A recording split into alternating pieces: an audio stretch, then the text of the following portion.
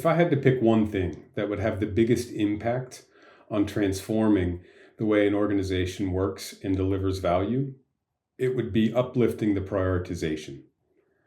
Prioritization is one of those things that's often mentioned, but very rarely done effectively. True effective prioritization is actually quite simple, though, as long as you follow a few simple rules and follow 6 steps in order. The first rule of prioritization is that there can only be one number 1, and one number 2, and one number 3, and so forth. In other words, it results in a single stacked list with no 2 work items sharing the same priority. The second rule of effective prioritization is that it is a team sport. And it's a team sport in which the loudest voice does not win. Everyone in the room has a say, and we do not pay attention to the hippo or the highest paid person's opinion. We select the team for the sport based on anyone who has an interest or needs to be involved with the work that is being prioritized. The third rule of effective prioritization is that it is critical to align on the criteria. More on the criteria in a moment, but for now, suffice it to say that the criteria is that which the group will judge one item against another, and it is critical to align on that with the group. The fourth rule of prioritization is that priority is not sequence. In other words, sometimes we might decide to deliver item number 5 on a prioritized list first ahead of number 1, and that's okay. But do not let what must come first or second influence the priority of an item. Once we follow the rules, how do we do it? So 6 simple steps. The first step is to decide what level you are prioritizing at. In an organization's value stream, we often visualize these levels as a funnel, with the top of the funnel being strategize, where we create organizational strategies with a 3 to 5 year time horizon, big, large pieces of work. The next level down we call orchestrate, which is where we have department-wide outcomes, typically with a 1 to 3 year time horizon.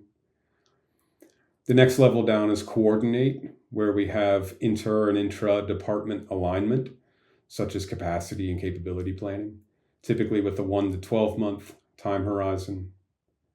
Next, we have implement, where we have a project or a team structure with a 1 to 3 month time horizon. And finally, deliver, where we have a team output or the execution of the work, typically with a 1 to 4 week time horizon. And at each of these levels, we're going to have different work items that we talk about. It could be strategies at the strategize level. That's a little bit obvious. It could be initiatives at the orchestrate or coordinate level. It could be features at coordinate or implement, user stories once we get into implement and deliver, and tasks as we get down to the lower levels of the funnel. And it's important to prioritize work at one level. You have to be comparing apples and apples, not apples and elephants. The second step is to assemble the group, so assemble the team that will be collaborating on the prioritization, and assemble them. And this can be done either face-to-face or online, making sure that we use an effective collaboration tool regardless of what we choose. That can be an analog whiteboard in face-to-face setting, or it can be a digital whiteboard such as Miro or Mural or any of the others in a virtual setting. And then we must show all the work. So the first step in the session is to show all of the work that is considered for prioritizing and ensure the group has a shared understanding of what each of those work items are and what it represents. The third step is to decide the criteria. So this is the criteria you will use to decide what is higher or lower, or how you will judge each item against the other items in the list. And the criteria can be anything that the group deems valuable. It's critical as it will be the basis for every conversation to follow. And these can be things such as an increase in revenue, a decrease in cost, a reduction in risk, maintaining compliance, increasing customer satisfaction, and so on and so forth. There is no limit on what it can be. It is whatever the group thinks is most applicable to judge one work item against another.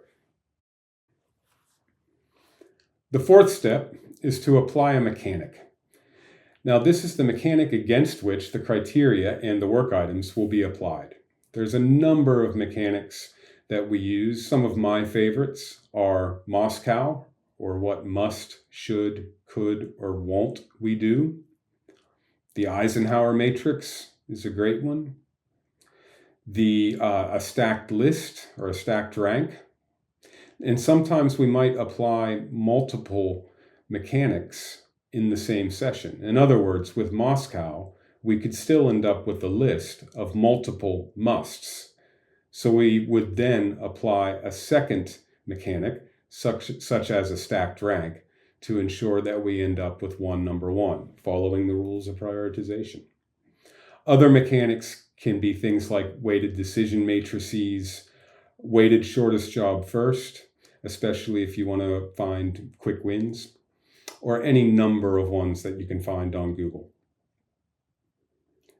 The fifth step is to look at the shape of the list. So after you apply the mechanic, you will then have, or mechanics, you will then have a single stacked list.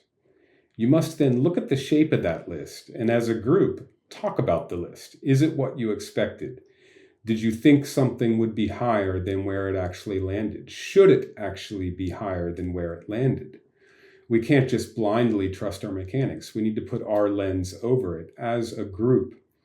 And then the sixth step is to then iterate on that list. So we can go back and adjust the criteria. If we don't like the outcomes, we can adjust the mechanics that we used, or we can just change the shape of the list. But be careful with that, because the process of prioritizing is the process for a reason. So if we change something in the list because we don't like it, make sure as a group you all agree that it should be changed and have a shared understanding of why you're changing it. If you follow these steps, you will have a single stacked list and you will have effectively prioritized your work. Remember, with prioritization, though, the true value is not the list, but it's in the conversation that the group had to create the list and the shared understanding that has been generated of what are the priorities and why.